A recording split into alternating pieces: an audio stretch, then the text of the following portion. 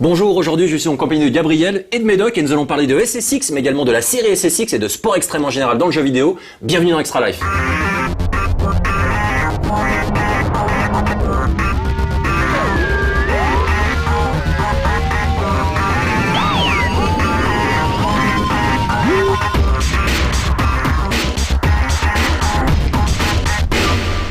Alors on va commencer déjà par un petit mot. Comme vous le voyez, là ça fait quand même pas mal d'émissions maintenant. On a des tableaux tout autour de nous, donc on va remercier la galerie AOJ donc, qui change régulièrement les tableaux et ils sont absolument magnifiques. Donc on voulait le souligner et les remercier une nouvelle fois.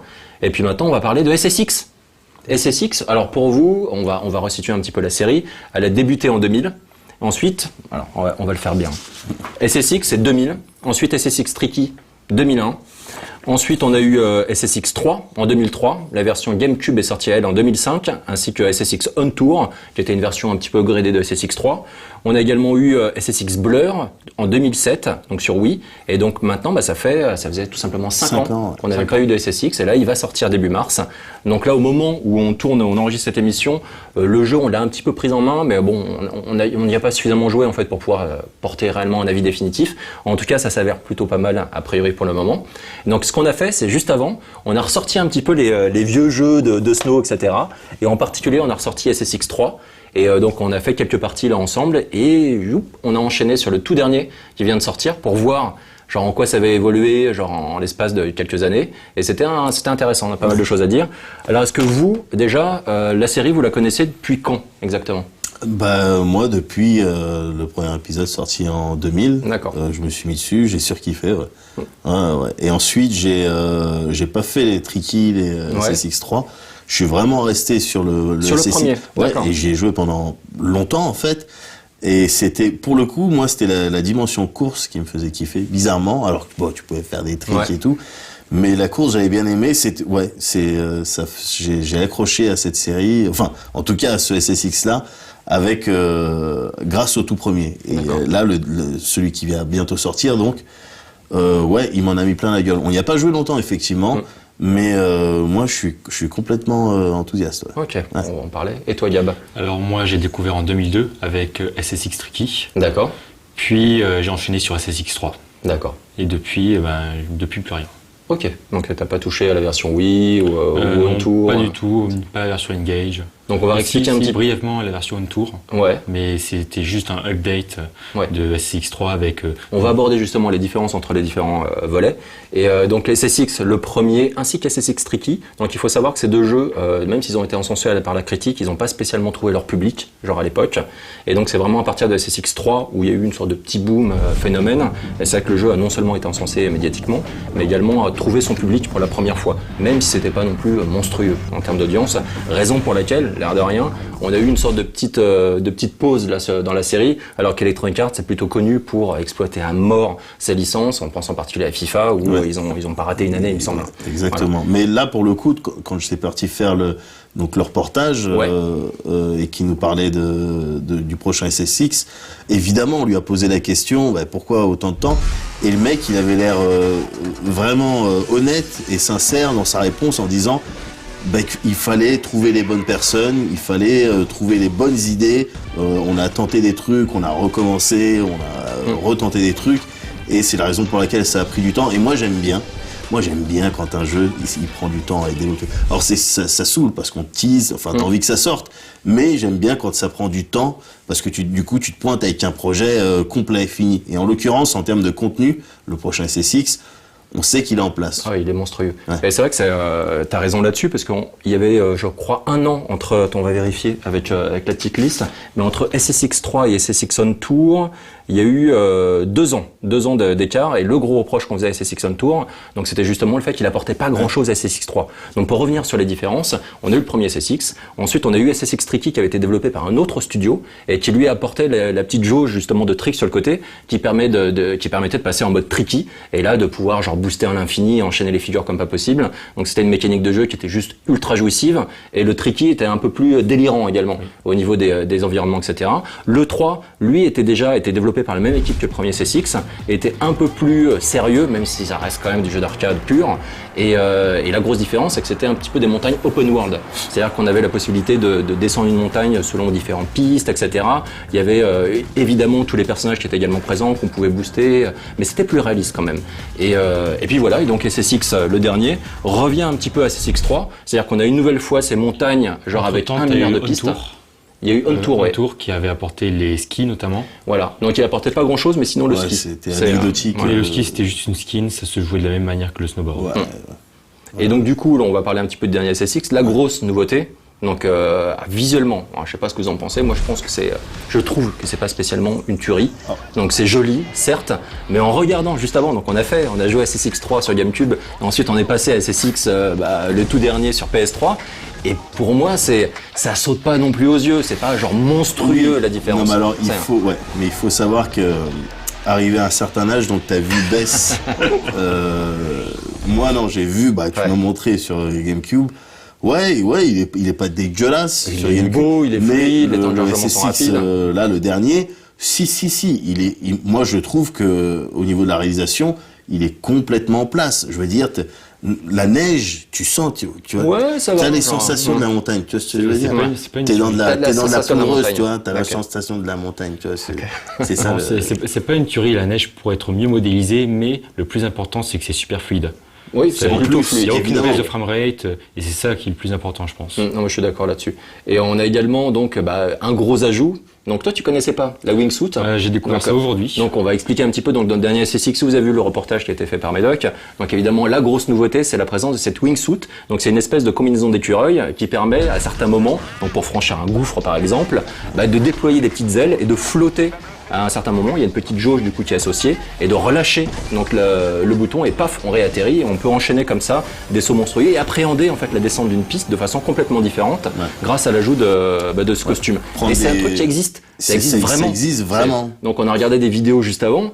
Et genre, moi, la première fois que j'avais vu ça remonte, je sais pas, c'est pas si longtemps que ça, il y a 1 an, un truc comme ça, mais j'avais halluciné. Et c'est vrai que la première fois que tu vois ces vidéos sur n'importe quel site internet, type YouTube, etc., ou Dailymotion, on voit ces mecs qui sautent de montagne et qui commencent à voler. Ouais. Mais c'est juste hallucinant. On peut aujourd'hui voler. Alors on peut voler, mais faut être niqué de la tête. Enfin, déjà. Enfin, je veux dire, les mecs, ce qu'ils font, c'est dangereux. C'est le rêve. Il y a eu des morts. Non, mais bien sûr. De l'homme, de l'être humain, quoi.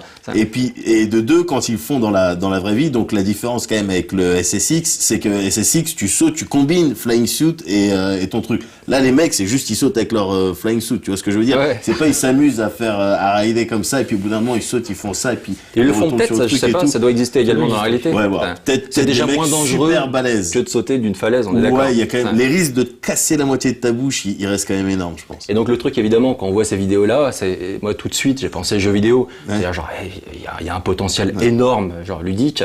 Et donc c'était une bonne idée, moi je trouve, d'ajouter ces petites features au dernier SSX. Et c'est sans doute une des raisons pour lesquelles en fait ils ont pu amorcer le développement avec cette nouvelle idée. C'est ce qu'ils disent dans le reportage d'ailleurs, c'est que ça permet de modifier complètement l'appréhension des pistes. C'est-à-dire lorsqu'on descend, on peut la descendre naturellement, mais on peut également prendre des raccourcis, accéder à des zones genre inaccessibles si on n'a pas la wingsuit. Donc il y a toute une mécanique qui est intéressante. Est-ce que vous pouvez nous parler, genre votre ressenti, ton ressenti à toi, Gab, sur le dernier SSX? Alors au départ, la wingsuit est assez difficile à utiliser. Ouais. C'est-à-dire qu'au niveau de la maniabilité pour se diriger, je pense à quoi, Gab. C'est bon, c'est pas moi le plus mauvais. Mehdi est beaucoup plus mauvais. Comment ça bâche? C'est pas vrai, mais on va pas partir là-dessus. C'est un débat. C'est assez difficile à appréhender au départ, mais une fois qu'on s'est habitué, c'est vraiment très facile à utiliser et très pratique. Et ça donne vraiment de bonnes sensations. Oui, carrément. Puis pour moi, c'est une nouvelle fois, pour ce type de jeu, genre d'arcade, sport extrême, c'est l'enchaînement des boutons, c'est le timing. Donc on a la possibilité, donc je trouve que c'est une mécanique qui est intéressante, c'est toujours le côté, c'est la même jauge pour les tricks et les boosts. Donc à partir du moment où on booste, notre jauge de tricks diminue. Donc ça veut dire que ça veut dire qu'il faut continuer à enchaîner des tricks, etc. pour débloquer le super tricky et donc du coup de pouvoir booster à l'infini, etc. Donc il faut jouer entre les deux. On peut pas tout le temps booster ou tout le temps tricker. Il faut sans arrêt inverser. Et ça c'était une mécanique qu'on trouvait dans un jeu qui s'appelle Pure, qui était un jeu de quad et juste excellent. Donc sorti par un studio qui s'appelle BlackRock, il me semble, et qui ont fait Split Second depuis, qui était nettement moins bon. Et ça, c'est vraiment des mécaniques intéressantes, moi je trouve. Et pareil, donc du coup pour le wingsuit, c'est une question de timing, c'est-à-dire on l'active déjà au bon moment, donc il faut sauter, l'activer, et ensuite il y a la petite jauge qui se vide très rapidement. Ouais. Donc on t'a vu jouer un petit peu là derrière. Ouais. Et donc si on relâche pas le bouton au bon moment, c'est la jauge se vide et on tombe comme une merde. Et donc c'est vraiment, il y a toute une mécanique qui est bien pensée, et je trouve que ça fonctionne plutôt bien. C'est très certainement que si on illustre ce qu'on est en train de raconter avec les images que j'ai capturées. Les gens doivent rigoler dans leur salon, tout capturé, ça. Voilà. Mais il faut préciser que là, ce que vous voyez quand je me casse la gueule dans tous les sens, j'étais froid. J'arrive, je demandais c'était quoi les boutons. On me disait, je sais pas, R2, L1, R2.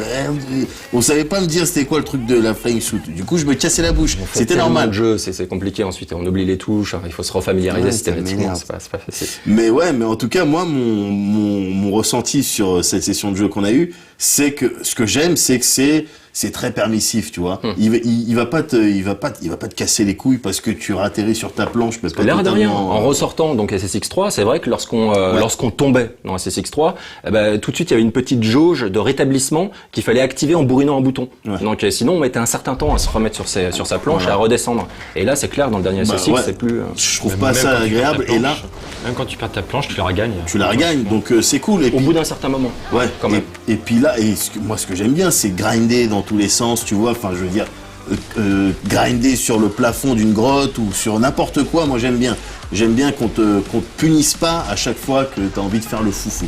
Et c'est ça que je trouve bien dans le dernier aussi. Justement, en termes de punition, là, si on merde réellement, comme ça vous est arrivé à tous les deux, moi un peu moins, avec la wingsuit, donc si on oublie par exemple de l'activer, il y a le truc qui est plutôt propre aux simulations de caisse. Ouais. Donc c'est le fameux rewind, donc qui permet de rembobiner en fait l'action, de revenir en arrière et puis de reprendre au bon moment pour cette fois-ci ouvrir la wingsuit comme il faut ou pour enchaîner ses tricks comme on le souhaitait si on avait perdu le super tricky par exemple.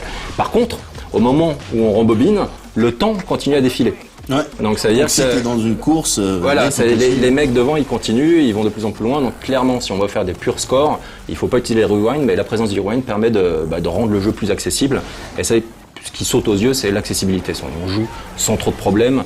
On a aussi la possibilité, il y a deux configurations. On a la configuration soit classique avec les boutons pour réaliser les tricks, soit d'utiliser le stick. Donc avec le stick, on peut enchaîner en fait différents petits mouvements et on réalise les tricks. Donc vous êtes plutôt quelle école ? École stick ou école bouton ? Je suis plutôt école bouton à l'ancienne, comme dans les précédents SSX. Évidemment bouton, mais comme dans la plupart des jeux, un petit peu genre sport extrême. Genre timing, voilà. Moi c'est bouton, grab, bouton, trick, bouton. Ok. Je conçois pas le Mais le fait de pouvoir jouer au stick analogique, c'est plutôt bien parce que ça te permet d'avoir d'avoir les mouvements de ton personnage sur le même plan. C'est-à-dire que les deux sticks sont alloués au mouvement du personnage. Ouais. Et ce qui n'est pas le cas avec les boutons. Tu es obligé de déplacer tes doigts sur toute la manette. Et puis au-delà de ça, c'est vrai que c'est pour un nouveau public. C'est-à-dire les jeux EA nous ont habitués à l'utilisation de ce stick depuis genre Skate par exemple, qui l'utilisait. Donc il y a toute une génération de joueurs qui maîtrisent complètement le stick pour les figures. Et c'était bien de le proposer pour ce dernier SSX. Mais en même temps, de proposer en fait l'option bouton pour les vieux cons qui sont habitués et qui jouent depuis 2000 au premier SSX. Et pour élargir un petit peu le sujet, genre pour vous, quels sont les jeux de sport extrême qui vous ont vraiment marqué ? Parce que clairement, aujourd'hui, je trouve qu'il y en a nettement moins qu'auparavant. Alors ouais, effectivement. Alors moi j'en ai un en tête. Ma dernière expérience extrême, c'était Never Dead, mais en termes c'était extreme. Mais sinon, non, moi c'est Tony Hawk, le tout premier, et j'ai même envie de dire dans le tout premier stage, il me semble, enfin dans le skatepark à Tony Hawk. C'est là-dessus que j'ai perdu beaucoup. Tu avais joué sur quelle bécane ? J'avais joué sur PS1, c'était PS1, j'ai joué sur PS1, Moi j'ai beaucoup joué à Tony Hawk 4 sur GameCube, j'ai passé vraiment beaucoup de temps. Toi t'as joué un petit peu au Tony Hawk ou pas ? Vaguement, j'étais peut-être un peu trop jeune. Ah, c'est quoi, toi, du coup, ton jeu sport extrême favori? Écoute, je vais pas te citer Go Vacation, je vais te citer Amped. Amped sur... On va montrer parce que tu nous as ramené pas mal de jeux, donc on n'a pas pu tous les essayer avant l'émission. Tu avais ramené SSX on Tour, Cool Borders 2 et Amped, parce qu'on a tous un petit peu fouillé dans nos placards. Moi, j'ai retrouvé SSX 3, toi, t'as rien retrouvé du tout. Moi, j'ai rien retrouvé. Et toi, t'as retrouvé pas mal de choses, donc Amped sur Xbox. Amped, sur Xbox, c'était un peu simu, un peu arcade, c'était un bon mix. Ouais. Il y avait de bonnes sensations, c'était plutôt beau pour l'époque, donc c'est mon jeu. Ouais, carrément, sur Xbox, c'était pas mal, c'était plus simu, donc du coup, c'est limite sport extrême. Parce que, genre, pour moi, le côté quand on parle de sport extrême, c'est des sports un peu foufou. Ouais. Et donc, du coup, adapté en jeu vidéo, on veut des mécaniques de jeu fofolles. On veut des trucs de malade. On veut pouvoir faire des sauts monstrueux, des pirouettes dans tous les sens, etc. Et moi, il y a un jeu qui m'avait vachement plu, c'était Wave Race. Et Wave Race, donc pas la version N64, mais la version plutôt sur GameCube, où j'avais passé un temps de ouf. Et une nouvelle fois, le truc en jet ski, là, c'est ça. Et c'est génial. Il est génial, fantastique. Et je suis là, genre, mais pourquoi ils n'ont pas sorti de nouveau Wave Race sur Wii? Donc en effet, on allait à la petite épreuve dans Wii Sports Resort, mais c'était juste fantastique. Le sport extrême, c'est aussi une question de sensation. Ouais. Et donc on pense à la neige, sensation de la neige, on pense sensation genre quand tu sautes dans les airs, etc. Sensation de l'eau. Donc que ce soit du surf ou là du jet ski, l'eau était incroyablement bien modélisée, bien rendue. Et genre quand tu prenais des vagues, etc., tu faisais des trucs de ouf. Non, mais ouais, c'était juste génial. D'accord, non mais okay, ça vous me fait halluciner. Pour vous, c'était pas un bon jeu. Non, mais jouez-y, quoi. Jouez-y, c'était fantastique. J'espère que vous êtes tous d'accord avec moi. C'est vraiment top, quoi. Alors dans ce cas, si tu veux parler de vagues et de sauts, tout ça, moi j'ai envie de te parler même de rouleau carrément. Et là, on remonte dans les années, Thierry, avec California Games. Ouais, donc ouais. Non mais avec une compile de plein de jeux, plein de mini-sports, pas forcément extrêmes, mais dedans t'avais le jeu de surf. Et sincèrement, jusqu'à maintenant, j'ai pas suivi les jeux de surf jusqu'à maintenant. Il y a eu quelques essais, mais pas... Mais c'était timide. Et pour moi, pour le moment, c'est le surf dans California Games qui reste la meilleure simulation de surf de tous les temps, la best ever. Après, on sait pas ce qu'il y a Sakaguchi qui prépare un jeu de surf sur iOS et tout Android. Ça. Donc, on sait pas ce que ça va donner. Mais non, le surf dans California Games, ça tuait. Ok. Et donc, quoi d'autre en sport extrême? Genre Cool Borders. Cool Borders, okay. Sur PS1, c'était un peu moins bien que les 1080 sur 64. Mais vu que j'avais qu'une PS1, c'est le jeu que je choisis. Okay. Mais il y a aussi Pure, donc on en a parlé un petit peu avant, qui m'avait vachement marqué. Et donc là aussi, c'était juste fantastique. C'était sur un quad, un petit peu comme les SSX, donc avec la possibilité de faire des sauts de malade et ensuite des figures, mais genre complètement improbables. Et puis cette sensation donc tu fais un saut, et là, c'est genre l'environnement est complètement ouvert, quoi. T'es en haut d'une montagne, t'as tout le décor en bas, la plaine, etc. Et là, tu triques, et paf, tu atterris, tu pars et tu boostes. Et c'était 60 images par seconde, donc super fluide, super média maniable, avec une bonne mécanique de gameplay basée sur genre le boost et les tricks. Et ça marchait du tonnerre. Et c'est vrai que depuis, en fait, Pure, je trouve qu'il y a moins de jeux de ce type-là. Et c'est vrai que pour le coup, SSX, en retour, ça me fait plaisir. Et d'autant plus qu'ils rajoutent cette dimension genre dans les airs avec la wingsuit. Ouais, mais peut-être qu'il y en a plus. Enfin, en tout cas, là, je reviens sur les Tony Hawk parce que pareil, Tony Hawk, j'ai l'impression, ça s'est arrêté, mais parce que on est rentré dans le délire. Activision est rentré dans ce délire qui fait avec plusieurs licences. C'est-à-dire, on va en sortir plein. Puis au bout d'un moment, ils se rendent compte que ça fatigue les joueurs, puis ça se vend plus. Bon, on stoppe la série. Et du coup, ils niquent un petit peu un filon comme ça. Il y a pas si longtemps, il y a quand même eu Tony Hawk Ride. Ouais. Qui était sympa. Ouais, mais c'était pas une vaste blague. C'est pour les enfants. Avec la planche. C'était ça. C'est bien pour quand tu joues 1 heure. C'est bien quand tu achètes 10 €, mais c'est pas plus. Ah, donc une vaste blague. Donc voilà, j'ai l'impression qu'Aki, ils aiment bien. Ils ont une série. On va la niquer, les mecs. Allez, on se donne 3 ans pour la niquer. Ils rentrent dans des délires comme ça, avec les Guitar Hero, tout ça, ok les mecs. Ouais, Guitar Hero, ils ont abusé parce que non seulement t'avais la sortie du jeu, mais ensuite t'avais le périphérique qui coûtait genre une jambe, mais surtout t'avais les DLC derrière. Donc là c'était horrible, t'achetais des packs de chansons, t'avais 4 chansons, ça coûtait 10 € quasiment, c'était genre juste du foutage de gueule. C'est autant technique. C'est la même chose avec Rock Band, et pourtant ils ont paniqué leur licence. Rock Band, genre il y en a plus, hein. Bah, si, ils sortent encore, tu peux rumeurs. voir sur le PSN ou les trucs de ce style, il y a des chansons qui sortent. Ah oui, il y a des DLC. Mais ouais, ils sortent pas non plus, il n'y a pas de Rock Band 4 prévu. On s'éloigne un peu du sujet, mais l'air de rien, on peut tout à fait enchaîner les jeux chaque année, tout en se renouvelant genre un petit peu, genre, je vais y arriver. Et donc avec les Assassins, on peut y penser, d'Ubisoft, ils s'en sortent plutôt pas mal. Mais Le dernier t'en as plein Revelation d'autres, a cartonné, est vachement bien. Même dans le sport, les FIFA, enfin en tout cas avec le FIFA 12, Les les NBA mecs aussi, qui sont ouais.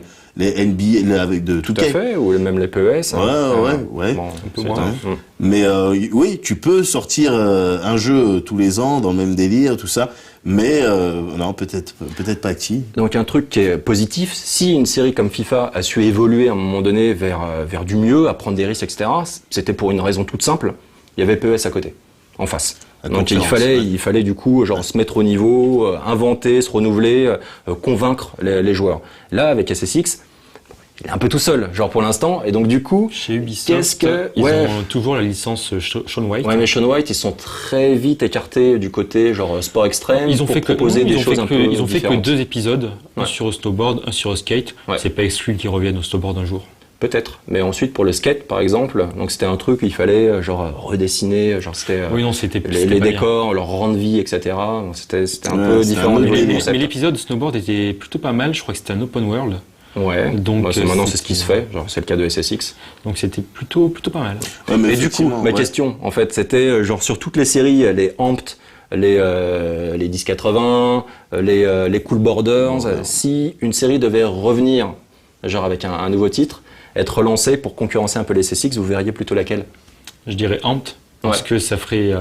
il concurrencerait un jeu d'arcade avec une simu. Ok, Comme donc ça, un tous les- petit tous peu les comme pour les jeux de publics, tennis, voilà, tous genre les avec publics seraient Top seraient Spin contentés. et Virtua Tennis 4.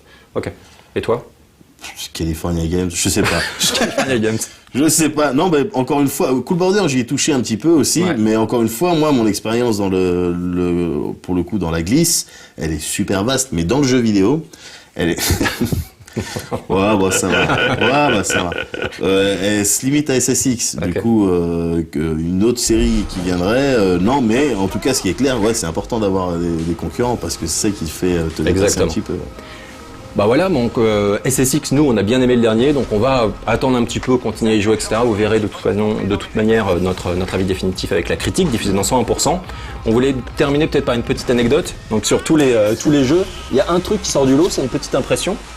Une petite impression avec Albator. Ouais. Et donc ça, il faut, bon, pour l'anecdote, hein, c'est Alex, juste avant l'émission, il dit « Ah, vous parlez de SSX, c'est cool, il faut parler d'Albator. » Vas-y, raconte. Alors, bon, raconte. Je vais essayer de raconter ce que Alex, il est venu, il nous a raconté une histoire. Avec Thierry, on n'a pas tout compris. Il nous a dit oui, parce qu'Albator 84, donc qui est sorti en 81. Bah dedans t'as SSX parce qu'en fait SSX c'est les trois noms des mecs, je sais pas quoi, Albator, Queen Emeralda, je sais plus quoi. Et donc c'est pour ça SSX en fait ça date de bien plus que de. Voilà. Et après, Donc il est on ne sait parti pas comme s'il y a ça. un lien. On ne sait pas si les développeurs d'IA à l'époque donc avaient été influencés par la licence Albator pour la création du nom SSX. On n'en sait rien. Mais genre c'est peut-être possible, c'est peut-être un scoop de la part d'Alex. Du coup, qu'on remercie infiniment. Et puis en tout cas, on se retrouve très bientôt pour un nouvel Extra Life. Merci et à bientôt.